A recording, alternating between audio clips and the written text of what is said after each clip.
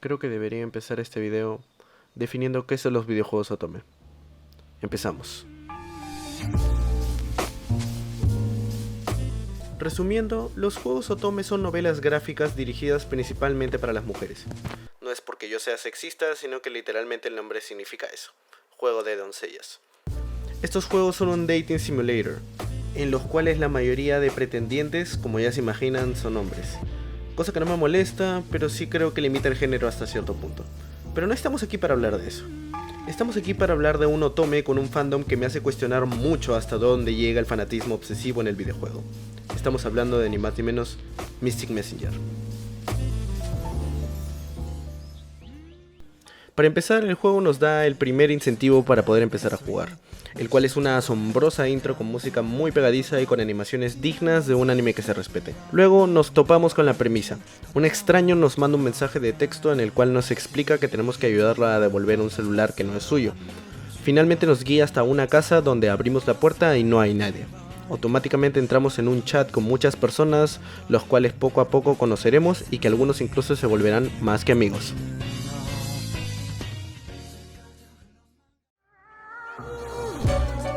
Primero hablemos de los procedimientos para jugar Mystic Messenger.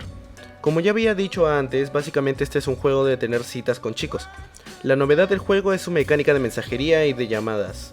Tú puedes tener conversaciones de mensajería con los personajes. No puedes escribirles directamente, pero puedes elegir distintas respuestas que te aparecen en pantalla. Lo mismo aplica con las llamadas, en las cuales puedes oír a los personajes, pero no puedes hablarles. Tienes que elegir una de las opciones que están en la pantalla. Personalmente esto hace el juego mucho más inmersivo que cualquier otro otome en el mercado, ya que estas mecánicas se guían por la hora real del día. Por ejemplo, la mayoría de chats aparecen a partir de las 12 de la noche. Esa es una regla que tiene el juego, pero que no te la dice. Hay llamadas a las 3 de la mañana y la trama está dividida por días.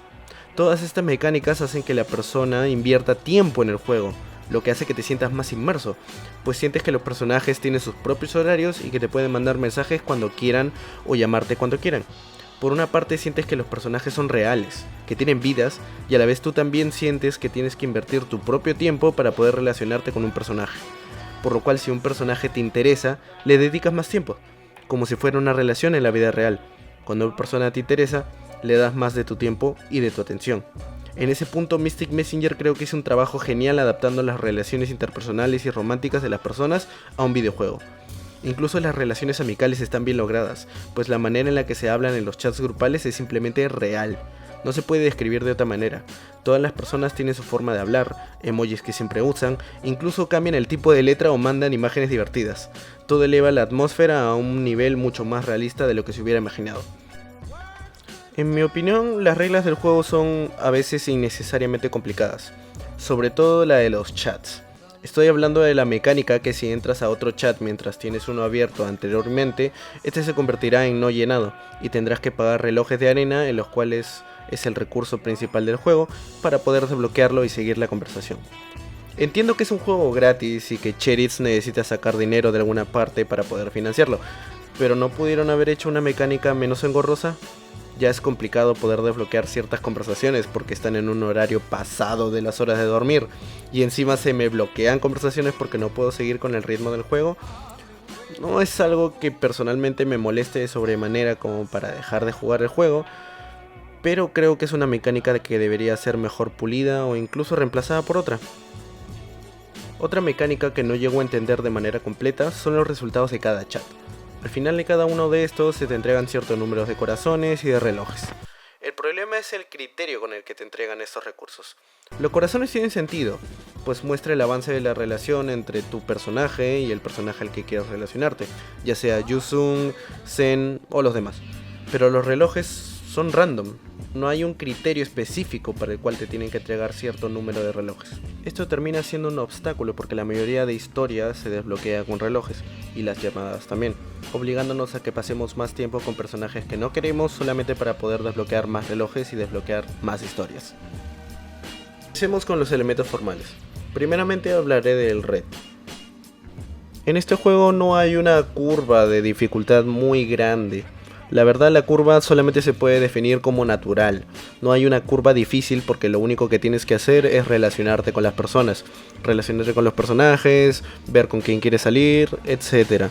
Creo que no es una curva muy difícil de llevar y no necesitas skills específicas para poder pasarla. El único reto difícil es mantenerte al tanto de los emails que te mandan los chicos de la RFA para poder ver los invitados a la fiesta.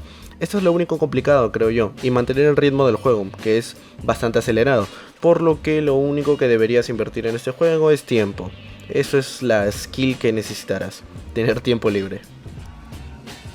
En cuanto a la premisa, como ya anteriormente había dicho, me parece muy interesante, pero me hubiera gustado que siguieran el mismo arco argumental.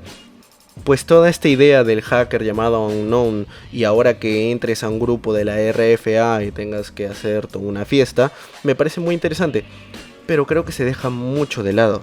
La parte de Unknown solamente aparece al inicio del juego y al final. No hay medios, no hay desarrollo de personaje, no hay más secretos que tienes que desenvolver. Los secretos se los guardan para cada personaje. Y los personajes, como ya expliqué anteriormente también, dependen del interés que tú tengas para poder descubrir esos secretos.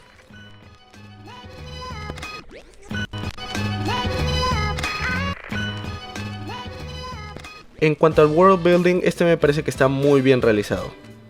Como es un juego single player contra el juego, nuestro objetivo principal es el de conquistar chicos. Las mecánicas del juego ayudan mucho a setear la atmósfera del juego y a formar un vínculo con los personajes. Pero se podría decir que el mundo en el que se realiza es el mundo real. No hay una distopía o un mundo medieval en el que este juego se ambiente. Básicamente se ambienta en Corea, sí, pero en el mundo real, en la época en la que estamos. Lo único ficticio son las relaciones y las situaciones y los personajes.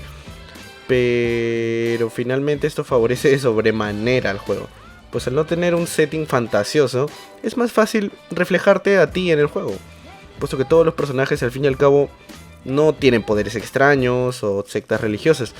Nada, solo son simples personas relacionándose entre ellas, y esto es fantástico, porque aunque lo repita mucho, aumenta la realidad del juego. En cuanto a los personajes, diría que este es uno de los puntos más fuertes del juego, pero no hasta el del punto de decir que es excelente, pues la mayoría de personajes sí tienen una historia interesante y necesitan seguir profundizando, pero a mí me parece que se quedan muy en lo superficial y no llegan a más, salvo ciertos personajes, como por ejemplo Yusung, que tienen un desarrollo interesantísimo que toca temas como la adicción a los videojuegos, la depresión, el amor obsesivo e incluso la inseguridad. Todos estos temas son contados de manera muy realista e intensa, pero ese no es el caso en las demás historias. Comparando la historia de Yusung con la de Zen, por ejemplo, un chico al que su madre le decía que era feo solo porque tenía miedo de que las personas a su alrededor estén interesadas en él solo por su físico. Luego Zen también es decepcionado por su hermano, sí, quien solo lo quería para rédito económico. Pero como pueden ver, los temas de la historia de Zen no pasan de ser superficiales. Temas como el amor propio o la expectativa de las relaciones interpersonales se ven explorados de manera nula o incluso bastante mediocre. Y como él hay varios personajes que plantean ideas geniales de desarrollo, pero que nunca se cumplen. Los finales de Zen no son más que decepcionantes, al contrario de los de Yusung, que muestran un cambio total con el inicio del personaje, una evolución perfecta que hace notoria lo bien escrito que está su arco argumental. Finalmente, y para resumir mi opinión sobre el juego, creo que esta es una propuesta muy interesante por parte de Cheritz. Las mecánicas no hacen más que fascinarme y hacerme pensar que hay mucho más por explorar en el medio, pero a la vez me deja un sabor amargo al ver el potencial perdido. Se pudo haber hecho mucho más con este juego. Pudieron aprovechar el tema del otome para poder crear conciencia del amor tóxico, o las relaciones tóxicas, o el fanatismo desmedido. Claro que sé que el juego no está destinado para tipo de personas que les guste ese tipo de historias, y que puedan sacar conclusiones de ese tipo, pero creo que pudo haber sido un juego que revolucione los otomes como los conocemos, quitándoles imagen de juegos de citas, de mujeres y elevándolos a una propuesta mucho más profunda y cruda. Aún sigo creyendo que Mystic Messenger tiene mucho futuro y que podrían innovar en el género. Aún hay tiempo para poder revolucionar la forma en que veremos los videojuegos.